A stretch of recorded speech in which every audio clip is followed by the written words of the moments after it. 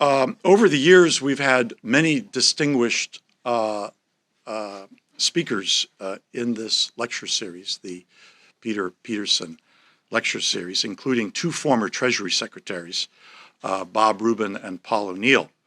Tonight, we are pleased to have a very distinguished fellow of from the Council on Foreign Relations, my friend, Dr.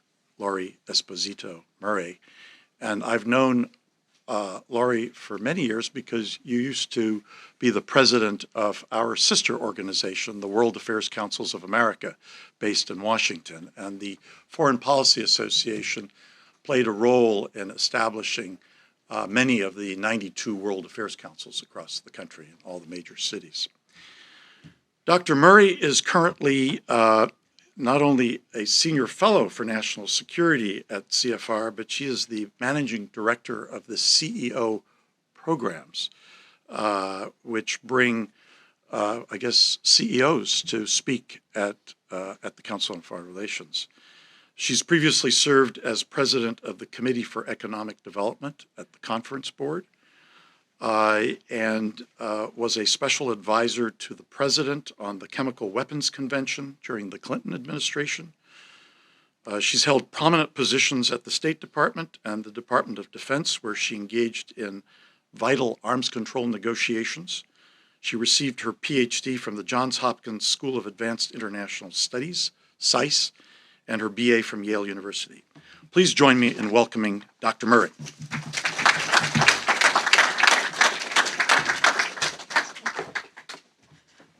Well, thank you, Noel, and welcome everyone. And it really is a privilege to be here as president of the World Affairs Councils of America. And Noel was obviously head of the Foreign Policy Association at the time. The Foreign Policy Association was the jewel in the crown. And so it's a privilege to be here. It's a privilege to have the opportunity to be the speaker for this very distinguished lecture series and on this critical issues. So Noel has given me 30 minutes to share my assessments of national security and fiscal policy. So to help you along here, I'm going to give you in 30 seconds the highlights of my 30 minutes so that you'll stay with me throughout it. So, 4 major points. Number 1, U.S. global leadership and the dominance of the dollar are the pillars of U.S. national security. Our ability to defend and protect our national interests is dependent on our economic strength. The outside debt burden, number 2, the U.S. is carrying, has only been feasible up to this point because of U.S. global leadership and the dominance of the dollar as the leading reserve currency and as the main currency for global trade.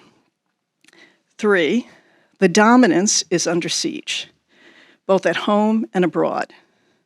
At home, by our chaotic, irresponsible mismanagement of our fiscal budget process, and abroad by our competitors and adversaries whose efforts to undermine the U.S. global leadership and the dominance of the dollar is gaining momentum.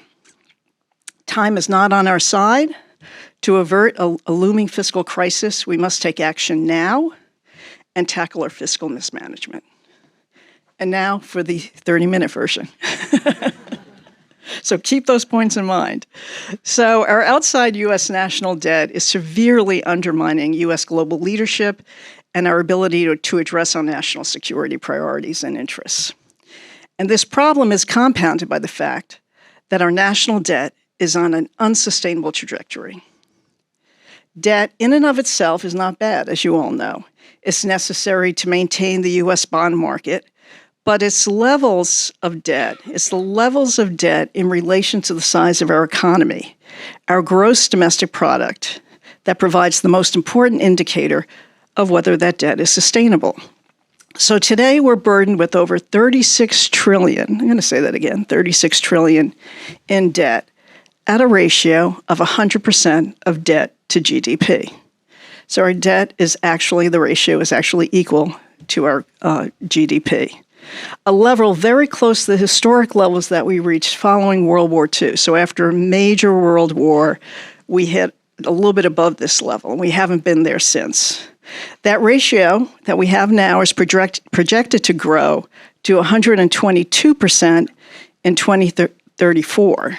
higher than any point in our history.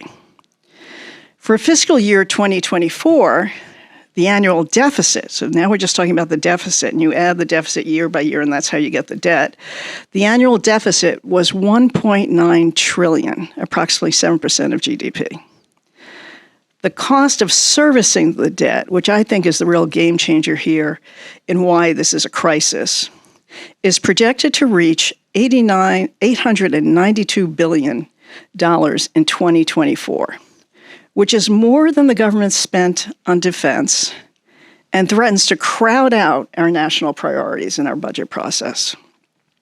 So low interest rates had actually allowed the danger of this debt explosion because we either sidestepped, obscured, or excused our debt levels over the past several years. Servicing the debt is already one of the biggest trouble spots in the national budget, with net interest projected to be the fastest growing part of the budget. So just paying for the debt is more than our defense budget already, is supposed to be the fastest growing, and is going to really dominate any other aspect of the budget, including all the mandatory programs, Social Security, Medicare. So to put this in context, the debt held by the public exploded from under 35% in 2007 to just about 100% in GDP in 2023. So why? 9/11, tax cuts, wars in Afghanistan, Iraq, now in the Middle East and in Europe, major new entitlements. Medicare Part D was one of them, the stimulus response to the Great Recession, and of course, the response to COVID-19, compounded by the flawed and failed budget process, have all contributed to this outside expansion of U.S. national debt. So how does it impact U.S. national security? A growing debt burden can undermine confidence in the U.S. dollar, challenging U.S. global leadership and making it more costly to finance public and private activity in international markets. It also slows growth. High debt levels slow the growth of economic output and recovery as public debt diverts investment dollars away from private sector investment, which is how we grow the economy, towards treasury bills, which is really just financing existing obligations. Servicing that debt undermines our ability to pay for U.S. national priorities, and in this dangerous, complex world, funding our national defense becomes even more demanding. So it's actually challenging our ability to even meet our national security priorities. And if we weren't paying for servicing the debt, we'd actually be able to have 2 defense bills. And never mind the fact that we probably don't need 2 defense bills, what else we could pay for. And if there is any question about the impact, the congressional debate of last year for over FY 2024, if you all remember this, contributed to the historic collapse of government in the U.S. Congress, a broken budget process, the brink of national default, a looming government shutdown. Is this all coming back? I hope you're not getting PTSD. And the potential of downgrading of the U.S. credit rating. U.S. global leadership and national security were severely at risk. And it looks like we may not be actually moving too far beyond that, and we're ready for a redo this year. We have a continuing resolution that expires December 20th. We have a debt ceiling debate that starts January 1st.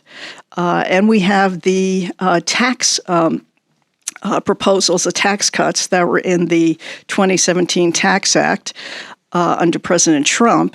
Actually, many of those provisions, or the important provisions of the tax cuts, are ending in 2025 and setting up a debate on tax policy.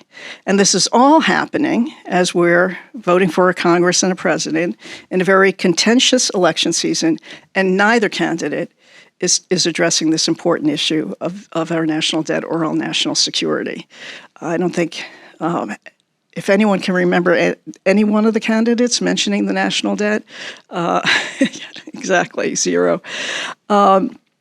So, as mentioned, deterioration in a fiscal position threatens the dollar's role as foreign investors and foreign parties seek safer investments. But we also need to recognize, in terms of our national security interests and its relations to fiscal policy, that efforts to diminish the dollar's dominance by our adversaries and our competitors has been gaining momentum. This is really an important dynamic that has been around for a while, but is really gaining momentum. If successful, it will make our ability to tame our national debt problem that much harder, while raising the risk of a financial crisis. Even if the confidence in the dominance of the dollar today and into the near future is secure, we need to factor into our long-term assessment of our fiscal policy's impact on our national security, our competitors' growing efforts to diminish the dominance of the dollar. And they're playing a long game. So what are these challenges that are unfolding abroad? Looking first at these important dynamics that are happening overseas. We're in a period of historic global transformation, mainly driven by the rise of China, a revisionist Russia, and their tightening bond. These changes demand U.S. global leadership, the full spectrum of U.S. national security apparatus, economic, diplomatic, military, to navigate this historic transformation peacefully and to uphold the international order based on the rule of law, open markets, and democratic values. The stakes are very high. U.S. leadership was indispensable for avoiding a global conflict and navigating the global community of nations towards prosperity through two major transformations in our recent history. The first after World War II, and the second after the collapse of the Soviet Union. Today, as the world's largest economy, leading democracy, and strongest military power, our leadership during this era of great disruption is once again absolutely necessary. From my new vantage point at the Council on Foreign Relations, I've had the opportunity during UNGA Week to listen to major global leaders, national leaders. I moderated a panel of global CEOs, and I was just in a meeting last night with an ambassador of one of our major allies. Across the board, all call for the need for U.S. leadership and re-engagement. The U.S. national security strategy describes China as the only competitor to the United States with the intent and increasingly the capacity to change the global order. Whether you agree or disagree with China's grievances about the international order that was developed after World War II, China's goal, which they transparently share, is to diminish the dominance of the U.S. and the West, the dominance of the dollar, and the rules-based international economic order based on free markets, rule of law, democratic values that were established after the end of World War II. And for China to assume its rightful role as a global leader is its driving North Star. China's had this goal for decades and has implemented it through various means.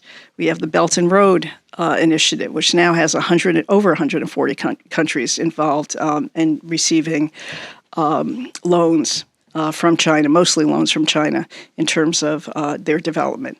The establishment of the alternate development banks, the Asia Development Bank, the new development bank under the BRICS, nascent alternative payment systems, monopolies on critical minerals essential to the tech-driven economies and the green energy transformation.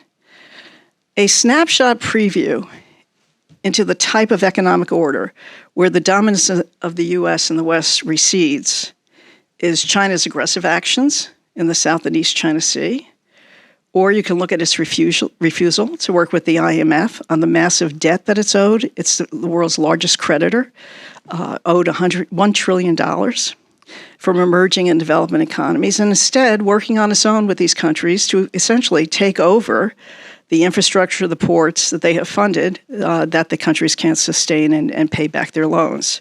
Or you could look at China wielding its economic power to achieve its now very much self-centered interest through the use of sanctions, for example, against nations that are developing relations with Taiwan, or trade sanctions against Australia because Australia called for an inquiry into the origins of COVID-19. These actions are aggressive and they're authoritarian, a far cry from the use of sanctions to maintain the rule of law. Putin, for his part, has had the disruption of the world order as his major objective, again, publicly, vocally, since the early 2000s, when he addressed the Munich Security Conference lambasting the West and Western values. This was followed by the first BRICS meeting. So BRICS is the organization of Brazil, Russia, India, and China, as well as South Africa, in 2009, with an agenda to build alternatives to Western-dominated economic order. Or as Putin said, quote, "The objective is the de-dollarization of our economic ties, which is gaining momentum," unquote. Putin's alternative vision for a new world order is starkly visible on the battlefields and in the scorched towns of Ukraine, or in Chechnya, or in Syria. So several major events have accelerated the economic and geopolitical fissures, strengthening a divide in global politics and economics and increasing the dangers of escalated conflict. So turning to the wars in Ukraine and the Middle East, obviously front and center, Russian invasion of Ukraine, as you all know, strikes at the heart of a rules-based international order. And it's interesting, after Putin's annexation of Crimea in 2014, Russia, along with China, took a more determined and accelerated course to sanction-proof their economies, de-dollarize their economies, sanction-proof their economies, and we see the effort for alternative currencies and payment systems begin to gain momentum. So that's after 2014. In Russia, the policy has been called Fortress Russia, and Xi similarly has emphasized that, quote, financial security is an important part of national security. And the Communist Party has made the independence and self-reliance, quote, independence and self-reliance, a centerpiece of the landmark historic resolution.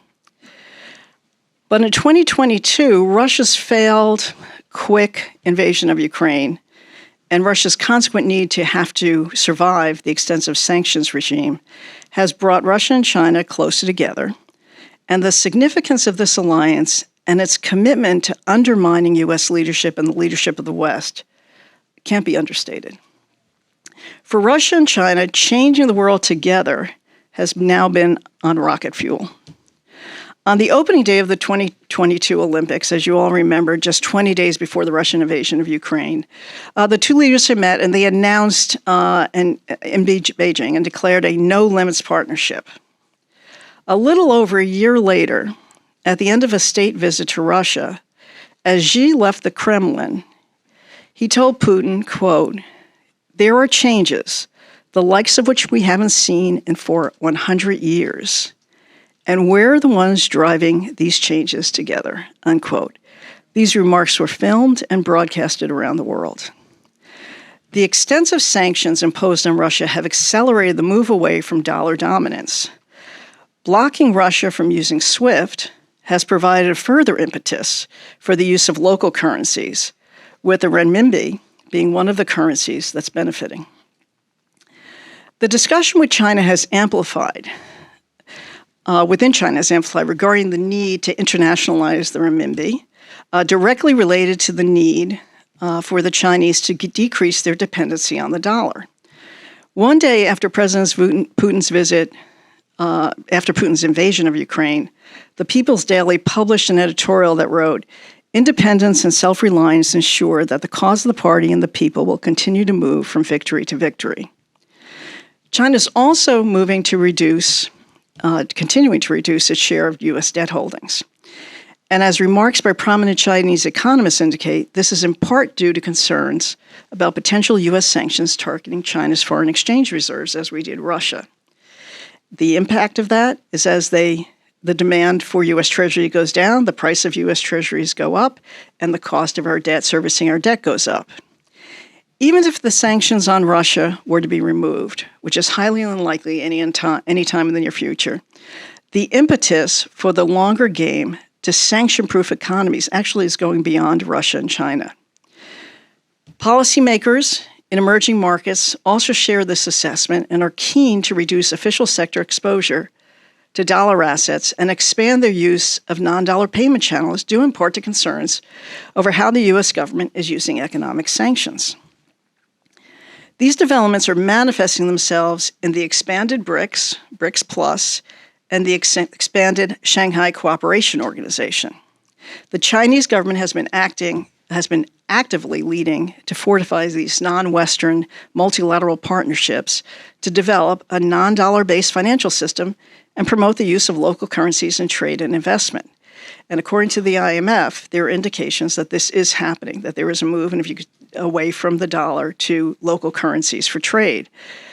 And for Putin, the BRICS Plus recent meeting in Russia with over 20 major foreign leaders, including Xi and Modi, alone was a major coup against the Western-dominated international order, whose goal was to isolate him because of his illegal invasion of another country.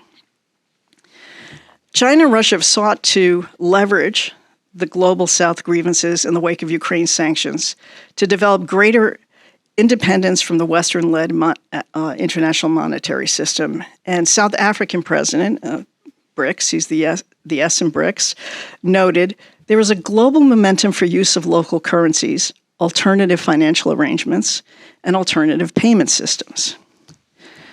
The war is also expanding the threats we're facing and placing more demands on our national security enterprise. Both wars have led to China and Russia re-engaging, or actually bringing out of the shadows, the pariah shadows, North Korea and Iran, into deeper alliances with China and Russia. This is putting even further demands on U.S. national security in terms of the threats we're facing as they come out of the shadows and into the world economy. Xi at BRICS stated that China's support for Iran is unswerving. Implications for the Middle East, and as you know, Putin is engaging North Korean soldiers in the war in Ukraine. In the shifting world order, we're also seeing challenges to growth, our major antidote to outsized debt. So how do you take care of the debt? You grow your economy. As the U.S. and the world is moving more towards protectionist trade measures and industrial policies. Trade restrictions, so this divide is actually pushing us in that direction. Trade restrictions have more than tripled since 2019. And after peaking in 2022, we're seeing trade between the U.S. and China decrease. The technology competition is also playing a role in this divide and fueling protectionism, which I know we're all looking to AI to actually produce growth in the U.S. economy and globally. But in fact, what's happening, at least in these early stages, is that the concerns, national security concerns, are actually leading to more protectionism as we're actually trying to constrict U.S. investment going in and investment coming out of China in the technology arena, as well as the types of technology that we can actually trade with China. And the way Xi Jinping is responding to is that the Western countries, led by the United States, have implemented comprehensive containment, encirclement, and suppression against us, bringing unprecedented severe challenges to our country's development. The technology revolution is also fueling the effort in terms of, or is also playing a role in the effort to reduce the dominance of the U.S. global leadership and the dominance of the dollar. The People's Bank of Japan and its affiliates have been working on developing an alternative financial system with the digital renminbi at the center to improve the role of renminbi in global commodities pricing. And all the while this is happening, international institutions are dysfunctional and their credibility is diminishing. U.S. leadership is needed now more than ever to navigate these challenges. And our greatest challenge in delivering that leadership is actually here at home, addressing our fiscal crisis. Our outsized national debt, in soccer parlance, is an own goal. So what needs to be done? We need a paradigm shift in how we think about national debt. We talk about needing to address our outsized national debt so we can be prepared for the next crisis, as if we have some time. The next crisis is here. We are already in historic disruption and engaged in 2 escalating regional wars. Unpredictable events will unfold rapidly, and consequently, we don't have the luxury to prepare for the next crisis. We are in it. Calling our current economy a peacetime economy. So when we compare it to World War II, we say we've never had this high debt in a peacetime economy. I think that also obfuscates the burgeoning reality of the disruptive global landscape and the demands on our national security establishment. We need to act now, and what we need to do is clear. The only solution that solves this problem is to cut spending, increase revenue, with the goal of reducing debt to GDP ratio. We know the main drivers of our debt: Social Security, Medicare, for starters, now servicing the debt. We know the parameters of the answer, cut costs, increase revenue, and spur growth. And we know the structural mechanisms, such as special commissions, so that Congress can help buffer the political fallout from any decisions it might make. But what is missing is political leadership and political will. The presidential candidates, as we discussed, each of their proposals to varying degrees add to the debt and deficit, and neither of them are addressing the national debt problem. But I am optimistic for two important reasons. The first is the exorbitant cost of servicing the debt. There isn't a member of Congress who is going to be or can be unaware of the exorbitant growth that we're getting close to $1 trillion, spending $1 trillion just on servicing the debt. And especially the members who are on the Budget Committee, the Armed Services Committee, the Appropriations Committee. So there's no ignoring what's happening. It's right there. It's crippling our ability to deal with our national priorities.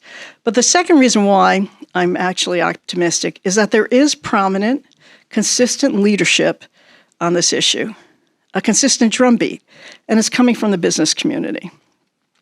Brian Moynihan, Jamie Dimon, Ray Dalio are among the most prominent and consistent voices calling for action. Jamie Dimon says it is a global rebellion waiting to happen. Brian Moynihan just said this week that it's time Washington looked the problem in the eye, saying, around the world, this economy is the envy of everyone. And if we don't manage the debt well, it may not be so envious in the future.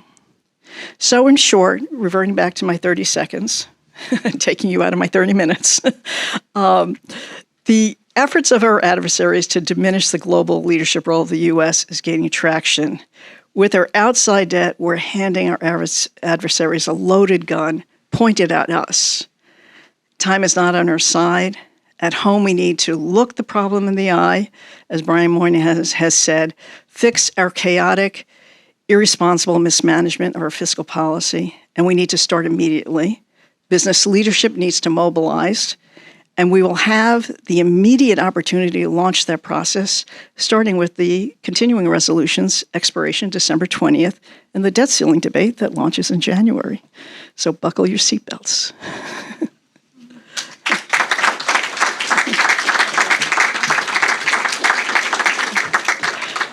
So now it's your turn. I'm opening up to questions.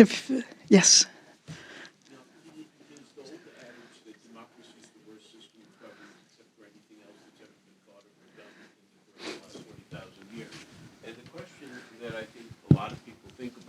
Is whether the same is not true with respect to the dollar, which is that we have tens of trillions of dollars of real assets that with some limitations are actually buyable, and we see that with every second apartment in New York being bought by an oligarch from one place or another. Here it seems to be popular. And so the question is, if all of the other currencies are even more radically unusable, unstable, whether it's El Salvador's experiment with Bitcoin and the disaster that caused, or the renminbi, which isn't worth the paper it's written on, and you never know what's going to happen in Chinese policy from one day to the next. So the question is whether it's an absolute matter or whether it's a relativistic matter, and on a relative scale, the dollar's probably actually increased in value because more assets buyable, more reliability than all of the other potential currencies, BRICS or renminbi, whatever it would be around the world. So if you look at it in the absolute, if you look at it right now, if you look at it in the near term, yes, you're absolutely right. I think when you have that type of dedicated leadership to find an alternative to the dollar, and this momentum having traction with the global South. And democracy has a role in this. I mean, the reason why there's this interest in sanction proofing against the dollar is because of human rights. So that's the one element that China and Russia harp on, that we don't get involved with what you do internally. This is an economic relationship. We don't judge internally what happens. And of course, in the U.S. and among our Western allies, we have democratic human rights standards, which actually play a role in sanctions and how we conduct our own societies, but also how we conduct the international economic order. But I think if you're looking at the long term, you have to look at that traction. You have to look at who's behind it. And I also think you can't get trapped in looking for one alternative to the dollar. If you look at one currency, the rule of law plays an important role in terms of why the U.S. dollar has the value it has. But you can also see the dominance of the dollar being chipped away at by the 5 currencies out there already that are being used as alternatives. They're all Western currencies except for the renminbi, but the renminbi is one of them that is gaining in traction. And then the other piece of this is that the way we tend to think of the dominance of the dollar, which blinds us, I think, from seeing the dangers that we're facing, is that we assume that it's rational, it's based on the rule of law. Well, China holds $1 trillion of debt in its Belt and Road Initiative. And the way they're dealing with that is forced policy. You take over a port, you take over whatever infrastructure you're building. And you could see a system where you're forced to trade in renminbis when you're dealing with China. And so you're actually building up that currency. And you're really diminishing the transactional role of the U.S. As a reserve currency, that is going to be harder to chip away at. But as countries are looking for alternatives, we're already seeing 4 or 5 smaller economies or economies from smaller countries actually already on the map in terms of being used as alternatives. All the way in the back. Thank you very much for your comments. I happen to personally agree with your thesis, and I'm curious about ways that you would suggest to reduce our national debt. Like, what are kind of the lowest hanging fruits that we can target? Biggest bang for our buck, so to speak. So lowest hanging fruit, okay, brace yourself here, is Social Security. I think everyone knows what the answer is. I think the answer is pretty simple. It's easy to grandfather the current provisions so that you're not hurting current or soon-to-be current retirees. But I think Social Security, everyone knows what the solutions are, and it has, you raise the retirement age, but there are other pieces that have been with us in terms of that solution for quite a while from the Simpson-Bowles Commission. So believe it or not, I actually think that Social Security is low-hanging fruit. It's the political problem. But you can, if you actually develop your solutions in a way that you're not hurting, you're grandfathering when it kicks certain age groups right now, that there is a solution to that. So it's Social Security, it's healthcare, Medicare, that are the biggest part of the mandatory budget. Right now, Congress is really looking at, and the whole big fight last year was looking at this small piece of the budget. It's about a third of the budget, which is the discretionary funding. And that's actually where defense is. And that's what actually led to the clashes in the Republican Party when you saw almost a fist fight breaking out on the floor when there was a vote for McCarthy. It was from the defense hawks saying to the Freedom Caucus that you can't cut defense and you can't cut it now. But you have to have those spending limits there, but you really have to go after. It's not a low-hanging fruit issue. I really do think you have to pull everyone together. You have to come up with a comprehensive solution, and that also provides you the ability to hide from the most difficult decisions and still make the big decision that has to be made. A lot of comparison is being made right now to the BRAC Commission, that the politics was as volatile in terms of voting to close a base in your state or in your district. And you set up the BRAC Commission where it almost became an automatic process, but you gave that type of control to the BRAC Commission. That's one solution that's being looked at. I actually think a commission of members of Congress, especially given the fact that the servicing of the debt is such a high number and is crippling our ability to even produce a budget that meets anywhere near what our national priorities are now, never mind what they're going to be in the future. And defense is an example of that. Given these threats, you're going to see our defense industrial base is really stretched. The military is really stretched. We're in Europe. We're in the Middle East. We're in Asia, and of course, you can look to allies to do that, and you need to look to allies to do that. But there is an increased cost because it's the U.S. presence absolutely critical. So you're going to see this not only in defense, but you're going to see it in other areas in terms of the needs. And the fact that you have this debt servicing issue, I think it actually is motivating for members of Congress that, it's not sustainable. What we're doing is not sustainable. Yeah. As an officer currently serving the U.S. Army, now I have two questions, please. So the first question is, I'm trying to find out the difference between national security and national defense.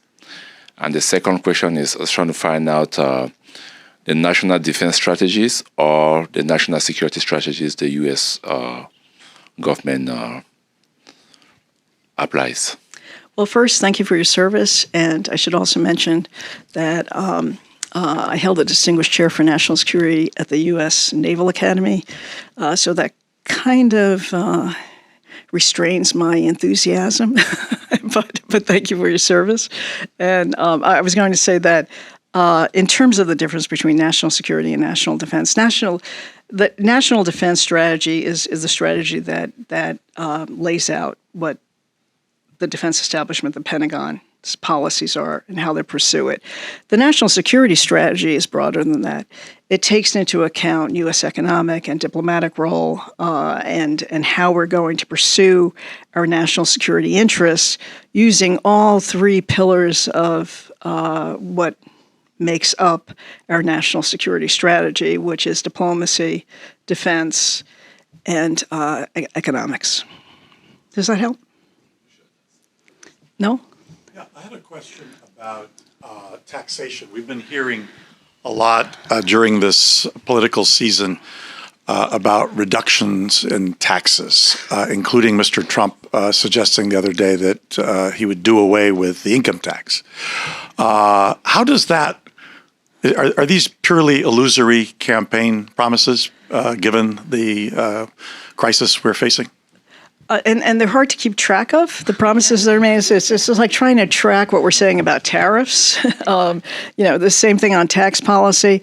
And also, when you're listening to the tax policies and how revenue is going to be generated by Kamala Harris, you have to realize that it really depends on what happens in the Senate and the House. If she, this is the tax policy she's proposing, not taxing below $400,000, trying to tax, above that, taxing the rich, as it's called. Whether you're going to get that through, if you have a Republican Senate, whether you'll ever get through something like that through the Senate. So you're dealt with. What you're dealing with is the reality you have to face is that we won't know how to even approach addressing the debt problem until we have a president, we have a Congress. And then even then, which is why I think you need the business community involved in this, because they're the tip of the spear of the global economy, the major business leaders really putting a rational voice and a nonpartisan voice onto this in terms of the importance of the role of the U.S. economy and of U.S. leadership, and what the danger and the challenge is. Yeah. Thanks for your talk, Dr. Murray. I have a question. So about, let's call it, 70% of debt, of U.S. government debt, is held by U.S. entities, U.S. institutions, or consumers. How does that impact your view as to the cost of servicing the debt if those interest expense payments essentially come back into our own system?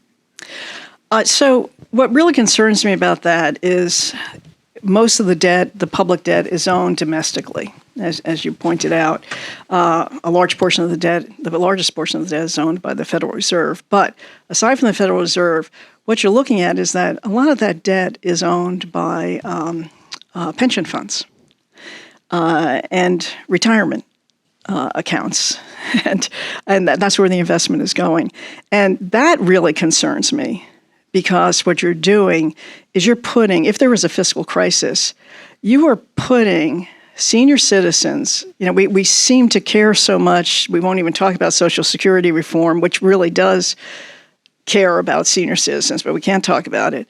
But in this case, what we're doing is we really are putting senior citizens and their life savings at risk to a major financial crisis, because they're holding a significant portion of that debt. And so I'm really concerned on the domestic end as far as who is actually buying that debt and how vulnerable they are. And we're actually making the most vulnerable population, or among the most vulnerable populations, targets for a financial crisis. Yeah.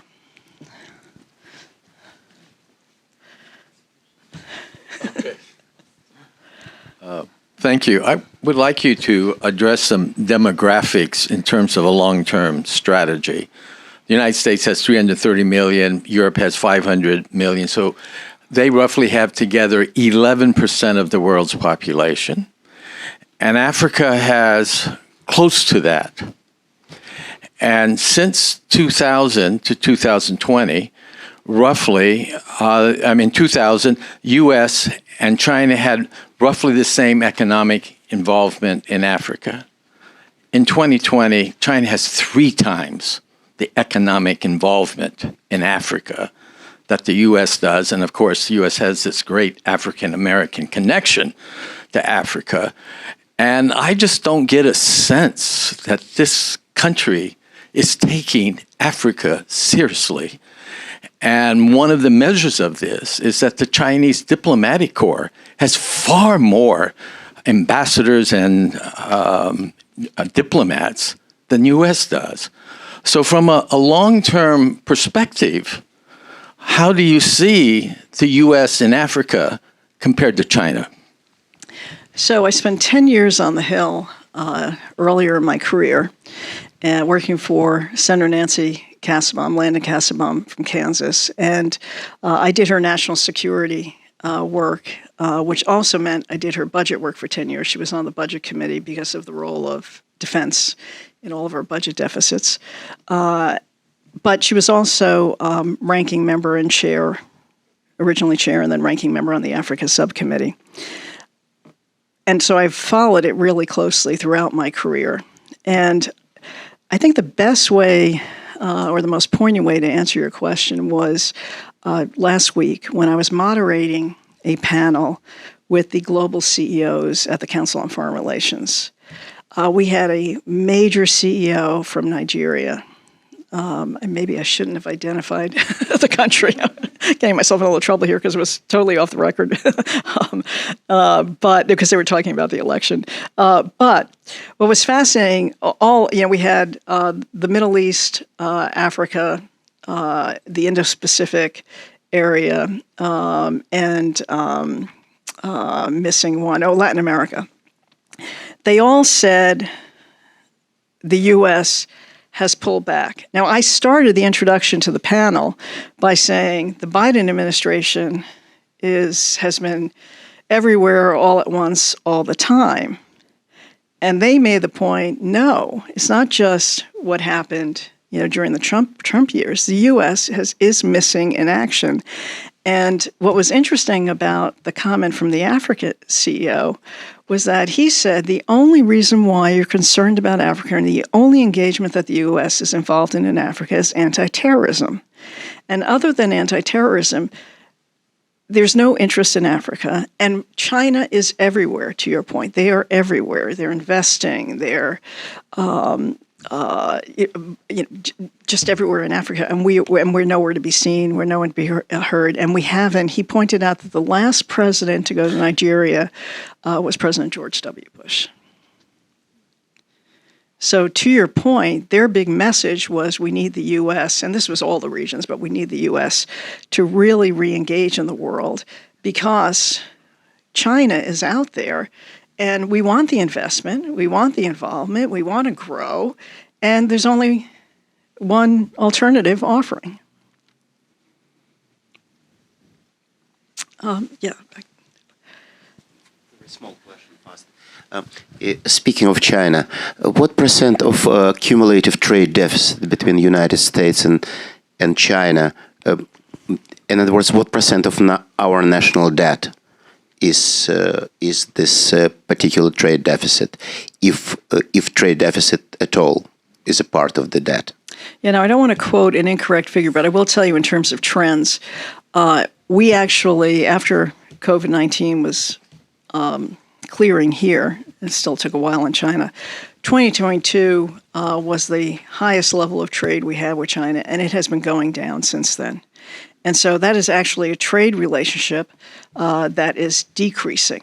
And so when the trade relationship decreases, the trade balance also recalibrates, which I think is really significant. And it's also symbolic of this divide that's happening on the global scene. Part of it is the sanctions that we're placing, the tariffs we're placing on trade. Part of it is the investment constraints that we're putting because of technology. And a major part of it, which is also really causing a retreat from a global trade international order, is the fact that the response from COVID, and this was happening globally, actually had an impact on China's role in trade.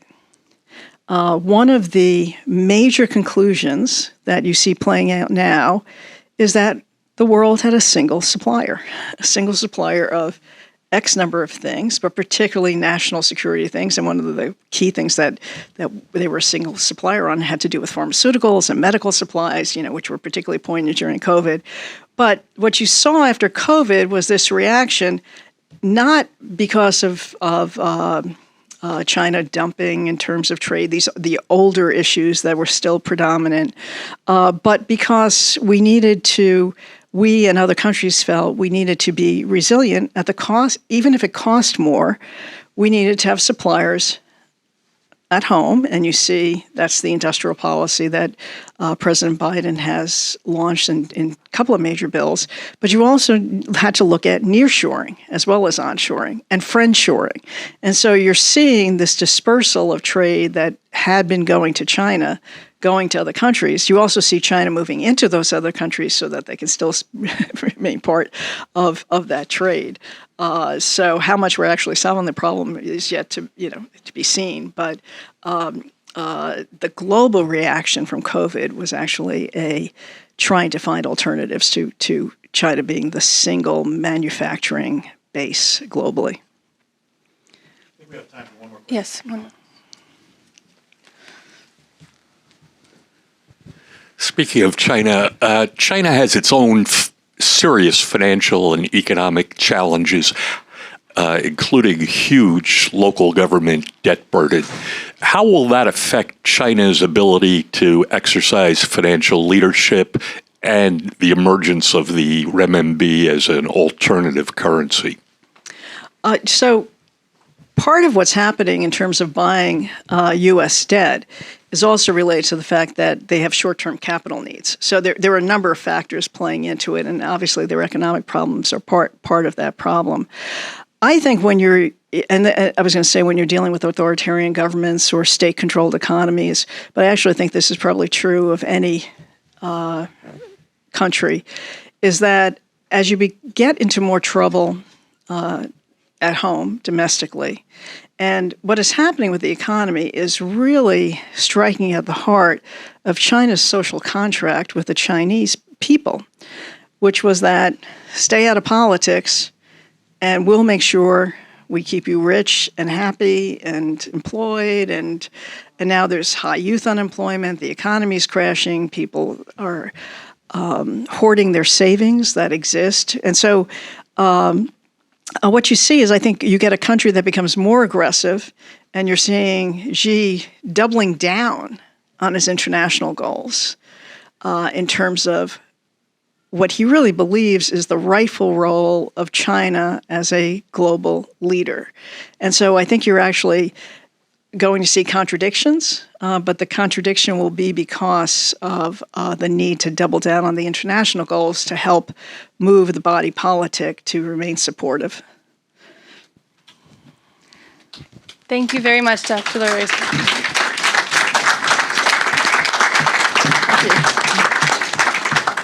Thank you very much, Dr. Murray. This was a very insightful lecture, and you led a wonderful discussion. And now I invite all of you to join us for a reception. Thank you.